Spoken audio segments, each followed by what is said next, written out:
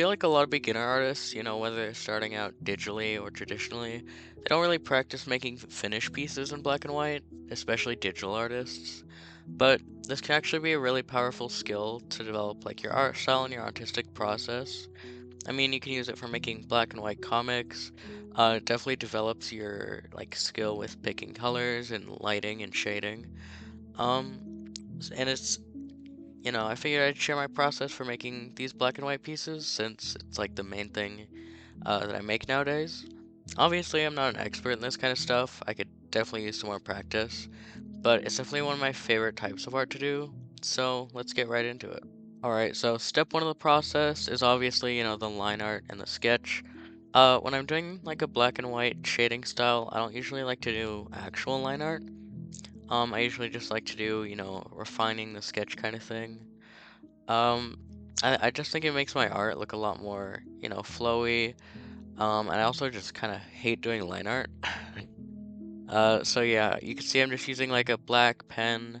Um, it's just one that I got off the Clip Studio Paint store. You can just like Google the name on the side there.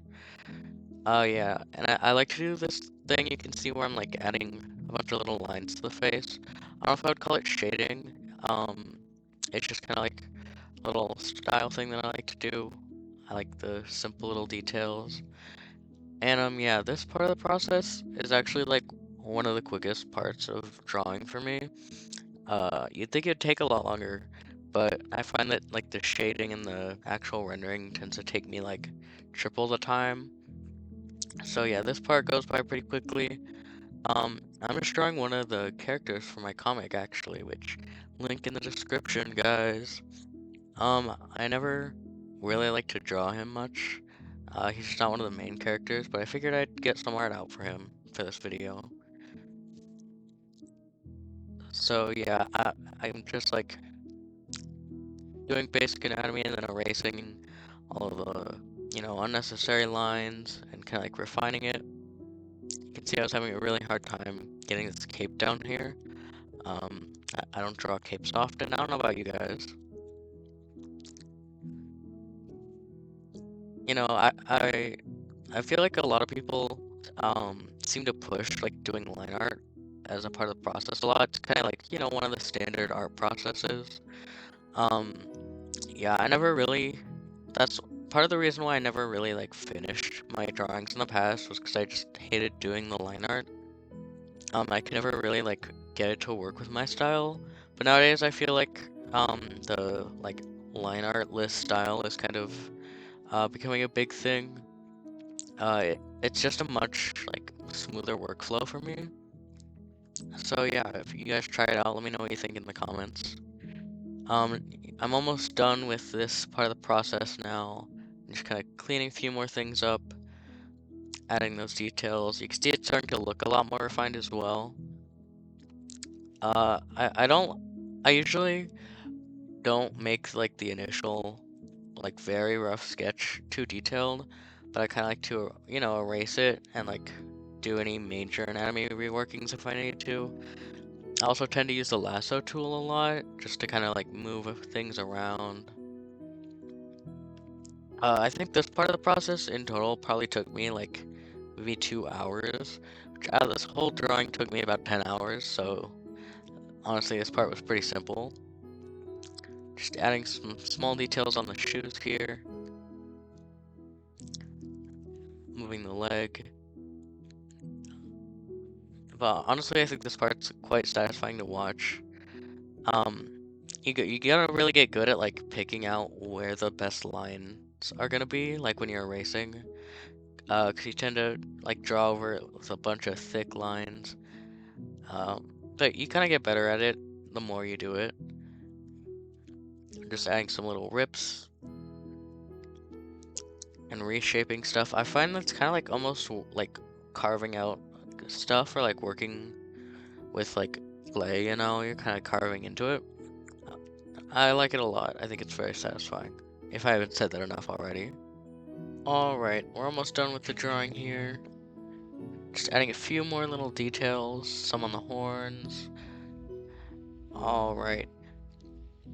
And now we're gonna start the actual rendering process. So yeah, I like to just go in with the spray paint brush to start filling in the colors. I like to use the noise brush just because of the texture that it adds. And you kind of just like block in the darks.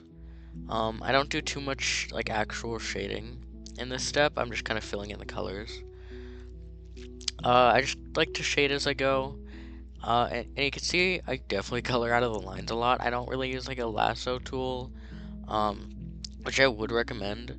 It's just that Clipsio Paint doesn't really like to work with me when it comes to that. So yeah, you can see I'm just like erasing everything that came out of the lines. Definitely you can see that like a lot of the lines get lost in this part, but we're gonna fix that a little bit later, in just a minute. Alright, so now you can see I'm just going in with this kneaded eraser brush to kind of bring in the lights. You definitely have to work at this part a bit. It's kind of like sculpting almost to me. Like you're sculpting out parts of the legs and the face. Definitely one of my favorite parts of this process.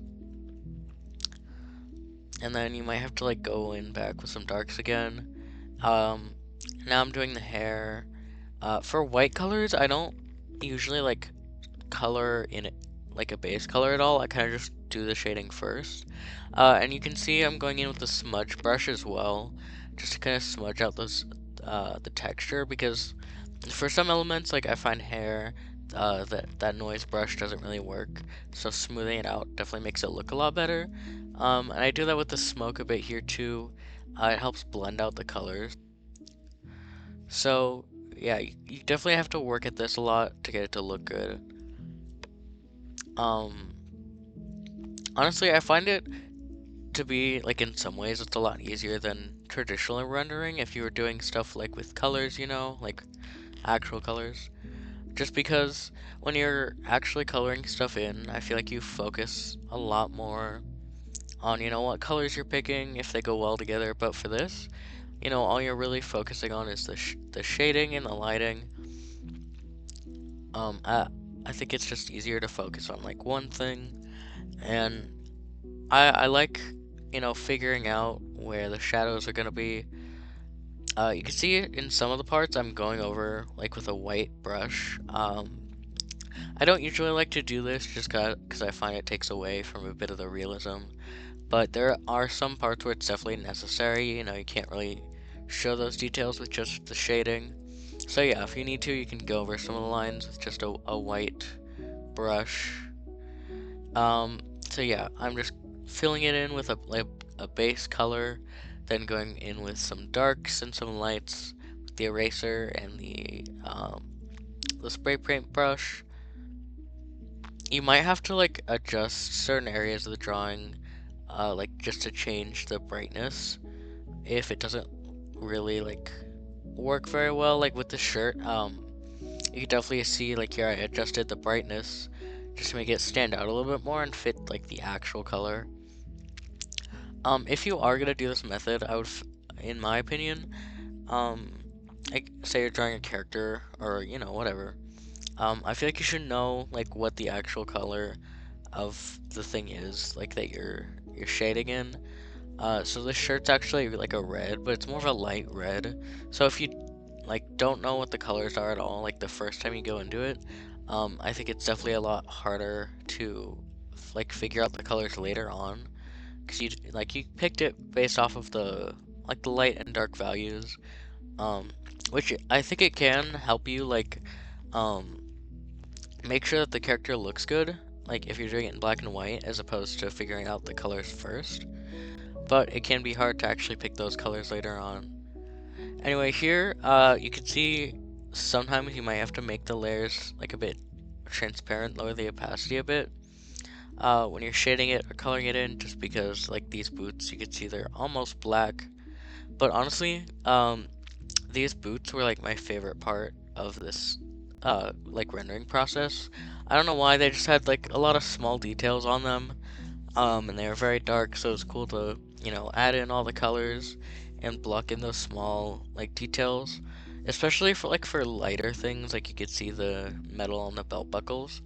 I like to go in with a darker color at first and then use a tiny little eraser to just like draw in those details there, with the buckles on the shoe as well. But yeah, we're almost done with this rendering process. Alright, now we're just filling in that skirt. You could definitely see as some areas are a little bit patchy, like when you're filling it in the initial time. But you could definitely like, make it work with the shading and the colors. You can also go over it a little bit more if you need to fix that. So now we're starting on the background. Backgrounds have never really been my favorite thing up until like I actually started practicing them. I feel like they definitely get easier with time, but I like to just first go in with like a large black brush to kind of block in the basic details. Definitely do not have to be detailed with this at all. You're just kind of figuring out where things go. It's a very simple process, but you definitely have to get good at like composition, I suppose. Now I'm just going over it with a line art brush, quote unquote line art brush. Um, and just lining everything, filling in those details a little bit, but I do still like to be like pretty sketchy with this part. So I wouldn't even call it line art. It's more just like a finer sketch, I suppose. But yeah, we're just going in, refining those shapes. Definitely struggle more doing nature scenes as opposed to like just drawing houses or like furniture in the background. I think those geometric shapes come a lot easier to me. So this was definitely new for me, but that's why we're practicing it. Yeah, for this background I had to draw a whole bunch of trees. Um, I think trees are pretty easy to draw, they're very organic shape. But yeah, you really don't have to like refine the line art on this step either a lot really. As opposed to say the quote-unquote line art for the character, because it definitely blends in and gets lost in the shading a lot more. Alright, so now we're actually getting to the rendering. You can see I'm just going in with a whole bunch of different like brushes for this part, but you're just like filling in the colors, blocking in some basic shading. Really don't have to be too detailed with this. Again, it's the background, it's not going to be the main focus of the drawing. But I like to use a whole bunch of different brushes just to really capture those like textures and like just so that everything doesn't look the same like a basic brush. And again, you can see me adjusting some of the values here, adding in some shading. I know a lot of people don't like to use like object brushes. You can see I'm using this grass brush here and then kind of adding in the shading on top of that. I think you could definitely make it work with like a rendering style. Especially if it's like for something like the background, it's not gonna be the main focus. And it does save a lot of time. So I find that Clip Studio Paint has a lot of good object brushes. Honestly, I don't really like how I did the lighting in the background for this piece. I think it's like too bright almost, because it's supposed to be a nighttime scene. But I feel like it almost looks like there's spotlights or something. Yeah, with this rendering style, you definitely it kind of forces you to practice like your ability to do like lighting, uh, rendering, and like figuring out where the light would be, which I think is it's a very helpful skill. I feel like when you're just doing basic colors, you can get away a lot more with kind of just like bullshitting it almost. But yeah, here I'm just adding a blur, like taking away the focus and putting it more on the character, adding in some shadows and some lights. Just those little final details, and here's the finished piece. Yeah, hopefully this video gave you a bit of insight into how to make black and white pieces. I feel like this definitely doesn't get talked about a lot. I haven't really seen any videos on it. So yeah, happy first video, guys. I'm definitely gonna have to get used to this whole YouTube thing in future videos, but yeah, if you liked seeing my art process or the art I was drawing or just anything, be sure to like and subscribe. Um, Hopefully more videos are going to come out soon. Yeah, if you have any ideas or anything, drop it in the comments below. And yeah, I'll see you next time.